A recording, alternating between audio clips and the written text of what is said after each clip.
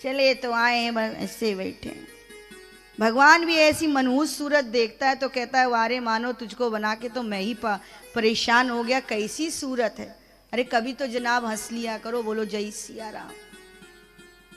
वृंदावन में आओ हंसते हंसते, जाओ हंसते हंसते, और वृंदावन में रो तो अपने नैना खो। ठाकुर जी कहते हैं, हमारा कृष्ण कहता है मुझे रोते हुए लोग अच्छे नहीं लगते, हर बात पे शिकवा शिकायत करने वाले अच्छे नहीं लगते।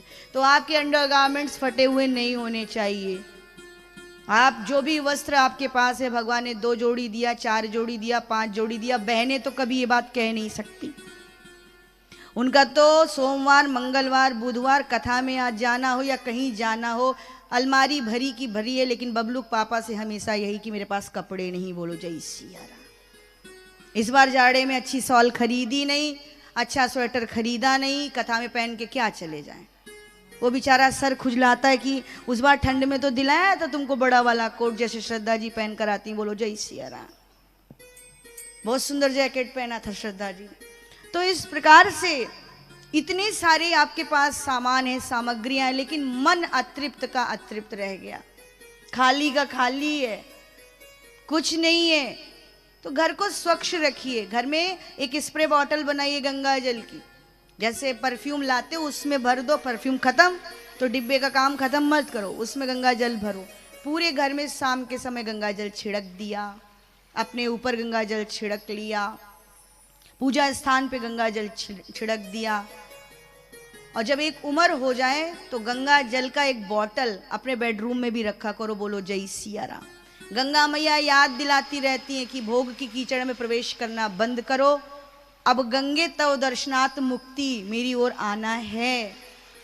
भोग की सामग्रियां कम करो, योग शुरू करो।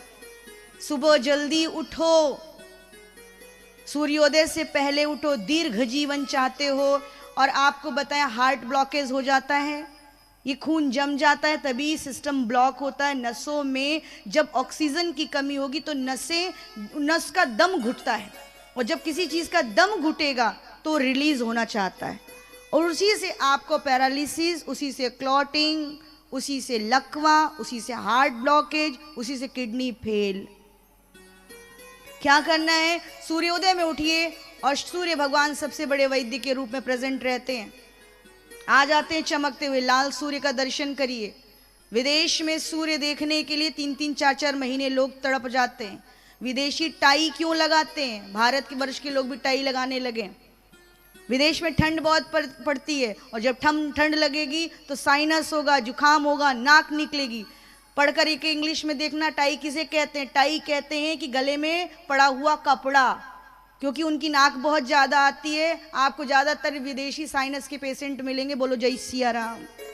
हमारे यहाँ साइनस नहीं था, टाई बांधने लगे तब से साइनस होने लगा, बोलो जय सिया राम। ये नाक पोंछने का कपड़ा है,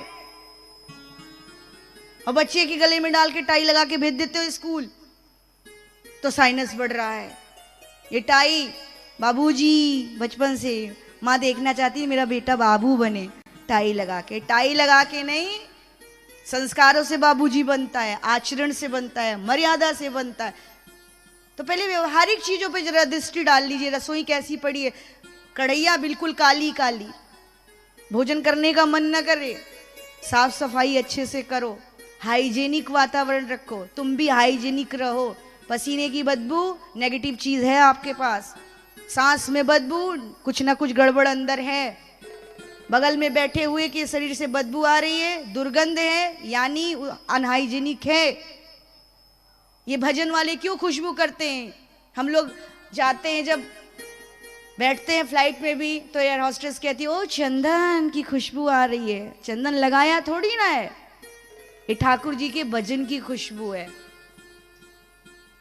ये ठाकुर जी के भजन का प्रभाव है, ये कथा का प्रभाव है, ये पार्लर से नहीं आएगा, बोलो जय सिया राम। चाहे जितने बाल कलर कराओ, चाहे जितने जा करके आप अब महंगे से महंगे कलर का प्रयोग करो, लॉरियल लगवाओ, कौन सा मसाज करवाओगी मुझे तो नहीं मालूम, बोलो जय सिया राम। लेकिन होता है, बहुत बहुत मसाज किया जाता है। कितने स्पा सेंटर, और अंदर गड़बड़ है तो बाहर खूबसूरत नहीं लगेगा। मन ठीक नहीं है, प्योरिटी नहीं है, तो घर को पहले ठीक करो।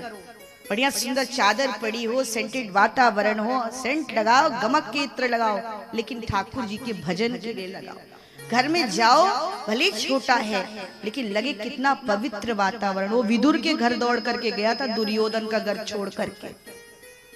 सुलभा के केले के छिलके खाता है वो, गांधारी के हाथ के 56 भोग नहीं खाता। सब पता चल जाता है, ये जो नजरें बैठी है सब बताती है किसके अंदर क्या भाव। घर स्वच्छ, वस्त्र बढ़िया सुंदर धुले हुए, आप नीट एंड क्लीन रहेंगे, शुक्र ग्रह अच्छा होगा। घर में राहु गंदगी फैलाता है, राहु को ठीक रखना है। घर का कोना कोना फूलों से सजाओ। आपको लगे रोज आपके घर में राधा रानी आ रही है, रोज आपके घर में कृष्ण आ रहा है, रोज आपके घर में राम आ रहा है, एक ही कोना महक उठे, वहां ईश्वर तत्व उपस्थित रहता है। घर में अंधेरा नहीं, घर में रोशनी होनी चाहिए। बाथरूम में कभी पानी नहीं पड़ा रहना चाहिए, इससे धन घटता है, स्वास्थ्य घटता है, बीमारी बढ़ती है। पानी जब आप फेंक कर आते हो, नहाने के बाद अक्सर लोगों की आदत होती है पानी डालकर चले आते हैं, बात वाइपर से खींच दीजिए, सूखा होना चाहिए। चप्पल डिसिप्लिन वे में लगी होनी चाहिए, चप्पल के ऊपर चप्पल नहीं होनी चाहिए। घर में प्रवेश करते ही लगे कि किसी भक्त के घर में प्रवेश हो रहा। यही आपके ग्रह को खराब करता है और इसको बैलेंस करने पे आपके ग्रह ठीक होने लगते हैं। अंगूठी पहनने की जरूरत नहीं पड़ेगी, मात्र इतना करिए घर में कलश जरूर हो, और खास करके ईशान कोण में एक कलश जल से भरा रखा हो, उस पर एक नारियल हो। कभी कभी उस नारियल को बदल दिया करिए, कहीं डाल दीजिए नदी के किनारे, गड्ढा खोद करके किसी पेड़ के नीचे रख दीजिए, या प्रसाद बांट दीजिए उसका। घर में कलश हो, मंगलमय परिवार हो, भगवान श्री राम की चौपाइयों का कभी कभी गायन हो जाए, एक साथ बैठकर, अरे चलो हम कहते दिन की छोड़ दो, रोज रोज ना सही तो एक हफ्ते में बैठ के संपूर्ण परिवार एक साथ माँ रसोई बनाए, बेटा और बाप बैठकर खाए, और फिर माँ को भी आप भी खाओ। प्रेम हरि व्यापक सर्वत्र समाना, प्रेम ते प्रकट हो ही मैं जाना। वो तो प्रेम का भूखा है। शबरी ने प्रेम किया, मीरा ने प्रेम किया, सूरदास ने प्रेम किया, एकनाथ ने प्रेम किया, चैतन्य ने किया, गुरु नानक ने किया, तुलसीदास ने किया, गोपिकाओं ने किया, भक्तों ने किया, गऊ ने किया, जमुना ने किया। ये प्रेम तत्व से परमात्मा प्रकट होता है, प्रेम से परमात्मा का प्रकटीकरण है। और आप अपने मन को ठीक रखो, अपने मन को, जब मन ठीक होगा, मन ठीक होगा, धर्म का शुभारंभ वहीं से हो जाएगा। कहीं जाने की आपको जरूरत नहीं पड़ेगी, आपका मन मंदिर हो जाएगा। आपका मन, मरघट से एक व्यक्ति गुजरता है और एक राजा के राजमहल पर पहुंचता है, और जब वहां पहुंचा तो राजा ने उसको देखा। राजा ने कहा किस लिए आए हो? कहा साहब भिक्षुक हूं, भिक्षा मांगता हूं, मेरे भिक्षा पात्र को भर दो। राजा हंसा और कहा कि मेरे से भिक्षा मांगने आए हो? कहा हाँ राजन, बहुत दरवाजों पर गया लेकिन कोई मुझे भिक्षा नहीं दे पाया, मैं आपसे भिक्षा मांगने आया हूं, मेरे पात्र को भर दो। राजा हंसा, ठहाका लगाकर कहा एक भिक्षुक होकर के एक राजा से याचना कर रहे हो तो खाली हाथ जाने नहीं दूंगा।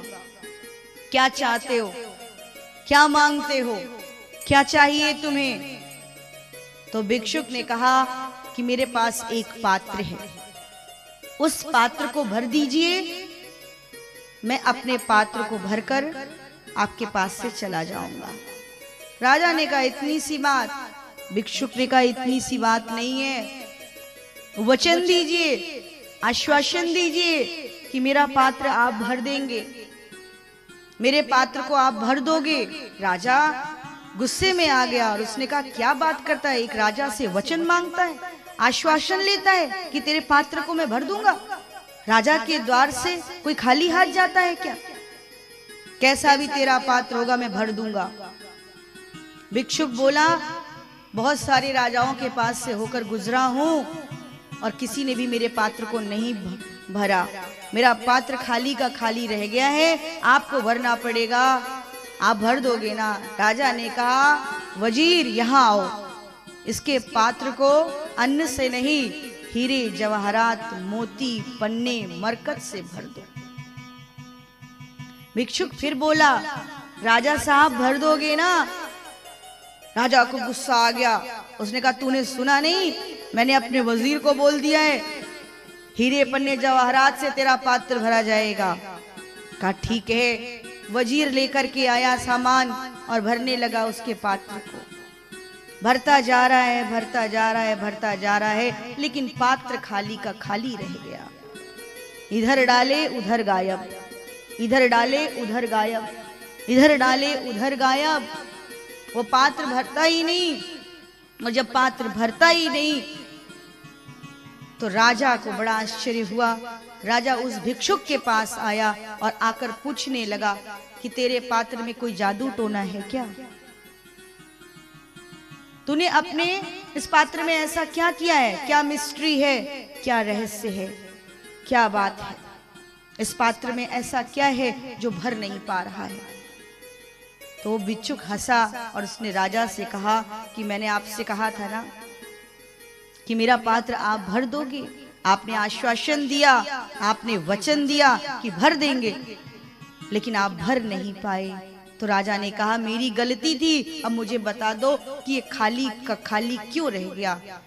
तो भिक्षुक हंसा और बोला, मैं मरघट से निकल रहा था और मरघट से निकलते वक्त मनुष्य की खोपड़ी पड़ी थी, उसको उठा लाया और अपने भिक्षा का पात्र बना लिया। जहां जहां लेकर घूमता हूं, ये मनुष्य की खोपड़ी वाला पात्र कभी भरा नहीं है और न भर पाएगा, क्योंकि यह मनुष्य की खोपड़ी है और मनुष्य की खोपड़ी कभी भरती नहीं है, जबकि मनुष्य में परमात्मा बैठा है। बोलो जय सिया राम। ये खाली की खाली रह जाती है जिस दिन आपकी इस खोपड़ी में, जिस दिन आपके मन में, आपके अंतर मन में वो चैतन्य आ जाएगा, जिस दिन अपने को आप मूल्यवान समझने लगोगे। सब्सक्राइब करें हमारे YouTube चैनल को और हमारे वीडियोस को सबसे पहले देखने के लिए बेल आइकन को दबाना न भूलें।